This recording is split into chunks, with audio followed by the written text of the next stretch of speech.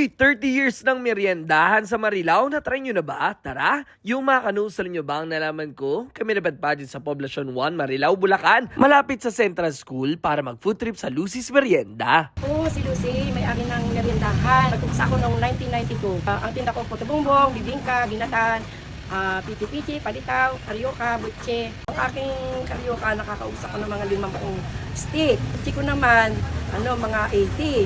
Ang palitaw ko, 70. Ang pichi ko, 100.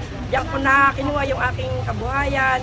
Napag-aral ko ang mga anak ko, 3 anak ko, napagtapos ko sila. At nakapagpagawa ako ng bahay na para hindi na kami uupa. Yes, murang-mura lang ang paninda nila dito kaya kahit estudyante ay mapaparami ng bili dito. Meron ditong karyoka na may 3 pieces sa isang stick, butche na may flavor sa munggo at cheese. Palitaw na ganito ang serving sa styro, pichi-pichi na pwede ka mamili kung cheese or niyog ang toppings, ginataang bilo-bilo na may kamote, gabi, saging, bilo-bilo at sago. At sayang nga, di namin naabutan yung puto bumbong at bibingka na tuwing hapon na all year round sila gumagawa at nagbebenta. Plus the empanada, Japanese cake na meron sa katabing tindahan. Talaga namang maraming taga Marilao na mapabata o matanda ay madalas bumili dito. This is your operating hours. Kung pupunta kayo o napainintay nyo, tara na dito sa Lucy's Merienda sa Marilao, Bulacan. Let's go!